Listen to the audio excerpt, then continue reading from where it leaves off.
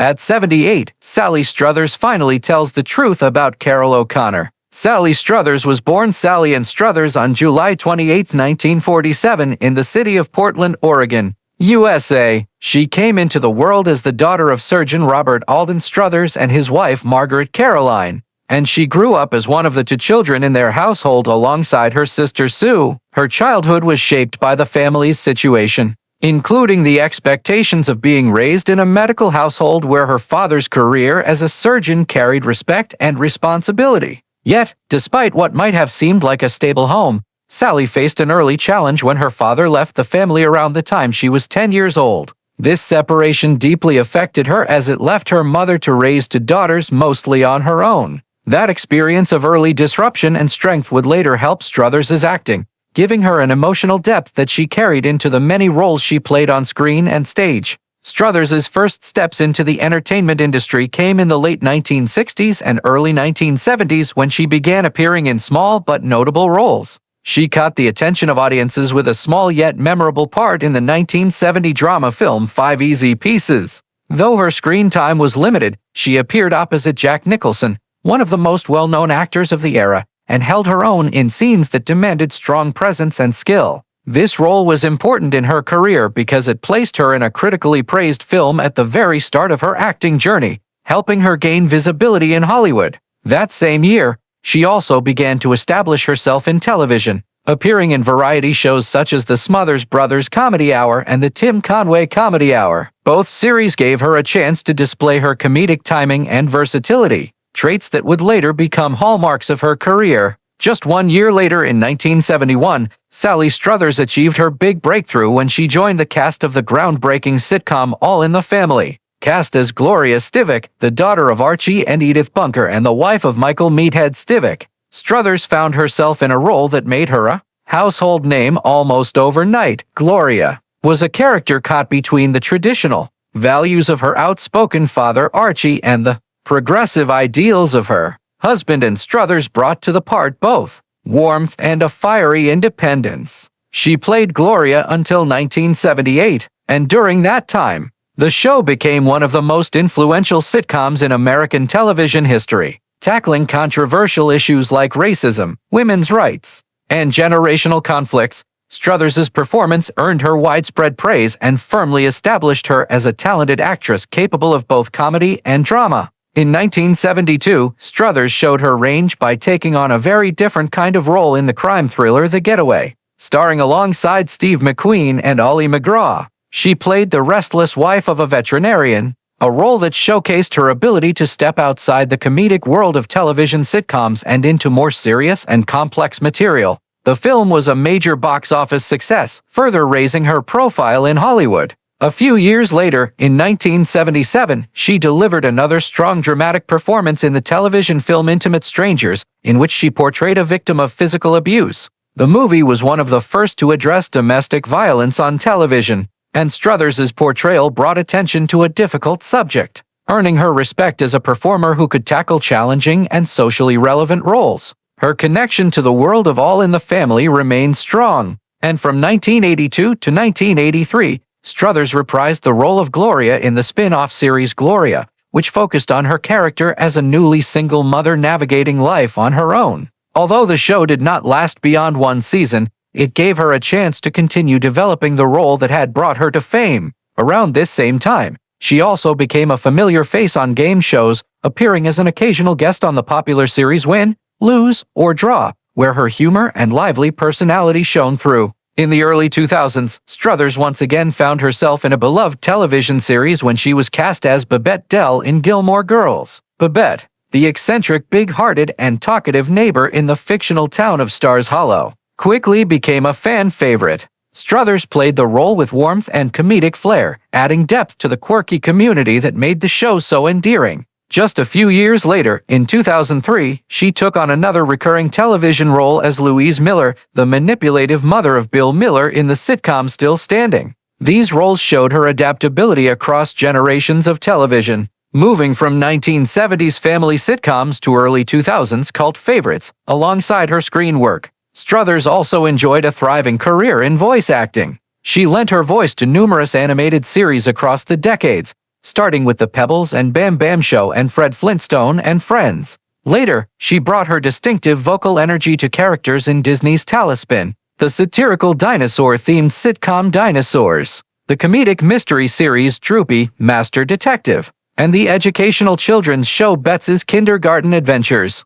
These projects introduced her to younger audiences and demonstrated her ability to adapt her talent to a wide range of media, from primetime sitcoms to Saturday morning cartoons. Her stage career was just as vibrant. From 1994 to 1998, Struthers starred in the musical Grease at the Eugene O'Neill Theater, delighting audiences with her comedic timing and musical performance. Afterward, she took on the role of the scheming orphanage matron, Miss Hannigan, in productions of Annie, performing both at the fabulous Fox Theater and later in the show's national tour. Her performance as Miss Hannigan was particularly praised for combining humor with just the right touch of villain, making her a standout in the classic play. Beginning in the early 2000s, she became a regular performer at the Ogunquit Playhouse in Maine, a theater known for its high-quality productions and loyal audiences. Throughout the early 2000s, Struthers continued her stage work with appearances in a variety of productions. She performed in plays such as Love Letters, Curtains, Cinderella,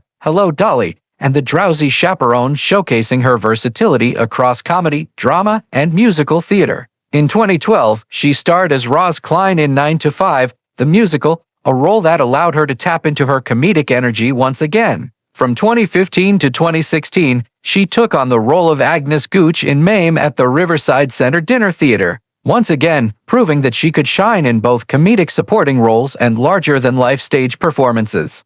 Sally Struthers experienced a major milestone in her personal life when she married psychiatrist William C. Rader on December 18, 1977 in Los Angeles, California. The wedding was a joyful event for the actress, who at that point was already widely recognized for her Emmy-winning role as Gloria Stivic on All in the Family. Her union with Rader represented a blending of two very different professional worlds: her life in the entertainment industry and his career in the medical field. Rader was an established psychiatrist who later became known for his controversial involvement in alternative medical practices. But at the time of their marriage, he was primarily known for his traditional psychiatric work. For Struthers, who had spent much of her early adult life under the public eye, this marriage marked the beginning of a quieter, more intimate chapter that contrasted with the glitz and pressures of Hollywood stardom. The couple's marriage soon expanded into parenthood with the arrival of their daughter, Samantha Rader, who became the center of Struthers' world. Sally often described motherhood as one of the greatest joys of her life, and the bond she shared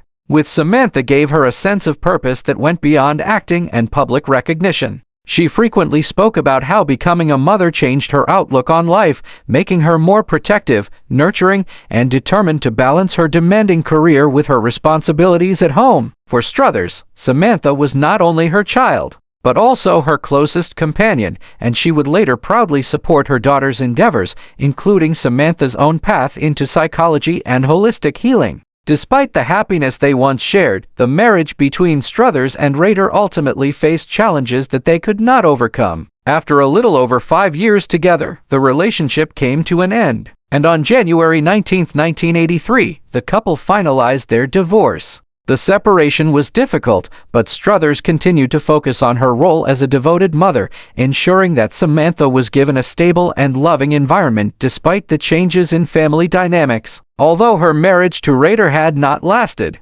Struthers maintained her independence and strength, channeling her energy into raising her daughter while also continuing to pursue her career in television, theater, and charity work. When Sally Struthers looks back on her career, there is one figure who stands out larger than almost anyone else: Carroll O'Connor, the man who played her television father, Archie Bunker, on All in the Family. For decades, audiences have associated the two together: Sally as Gloria, the headstrong daughter of Archie, and Carroll as the stubborn patriarch who became one of the most talked about characters in television history. Now, at 78 years old, Struthers has begun to open up in detail about the relationship she shared with O'Connor, both on screen and off, and the truth she feels the world should know about him. Carroll wasn't just Archie Bunker, Struthers explained. He was a deeply sensitive, highly intelligent man who carried a heart much bigger than people realized. What you saw on TV, that gruff exterior, the sharp tongue, the political arguments, that was acting. In real life, Carroll was thoughtful,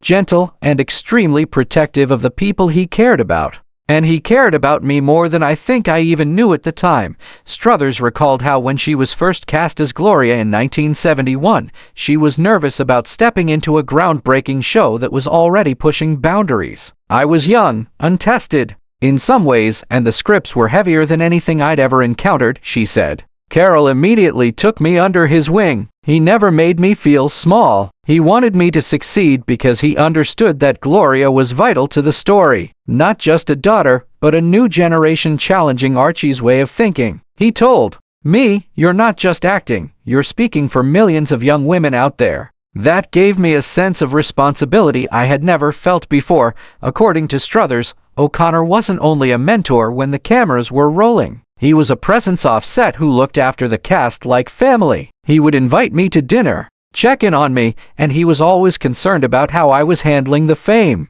She said, "It's easy to forget, but All in the Family became a phenomenon overnight. Suddenly, we were on the covers of magazines, in the middle of cultural debates, and it was overwhelming." Carroll noticed whenever I was struggling, and he would quietly remind me that all of this was fleeting. The work was what mattered. Struthers also revealed that O'Connor had a mischievous sense of humor, one that balanced the heavy themes of the show. Carroll loved to laugh, and he loved making other people laugh. He'd tell these long Irish jokes between takes, and sometimes Norman Lear would get frustrated because the set would dissolve into laughter when we were supposed to be serious. But Carroll understood that humor kept us sane. It kept the family spirit alive on set, which is why the show worked so well. It really did feel like a family even when Archie and Gloria were shouting at each other. One truth Struthers emphasized was how much O'Connor respected women despite playing a character famous for sexist rants. Archie Bunker might have been dismissive of Gloria and Edith, but Carroll was the exact opposite. He admired Jean Stapleton beyond words and treated me as an equal even though I was young and learning. He valued our voices and made sure they were heard.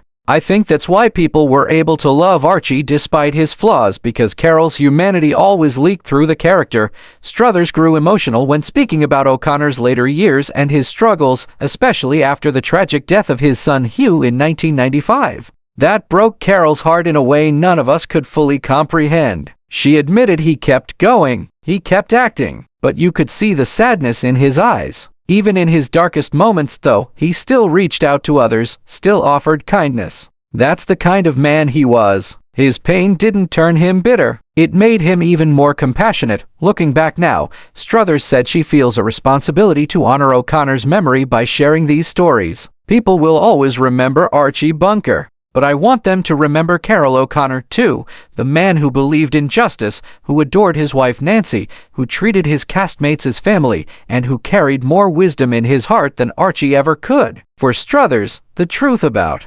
O'Connor is not only about his talent, but about his legacy of kindness. Carroll O'Connor was the best kind of teacher, she concluded. He showed me how to be brave on screen, how to be grounded off screen, and how to use humor and compassion as tools in life. I owe so much of who I am as an actress and as a woman to Carroll. That's the truth I want people to know. At T78, Sally Struthers speaks with the clarity of time and the affection of someone who has carried decades of memories. In telling the truth about Carroll O'Connor, she reminds the world that behind one of television's most controversial characters stood a man of extraordinary warmth and humanity.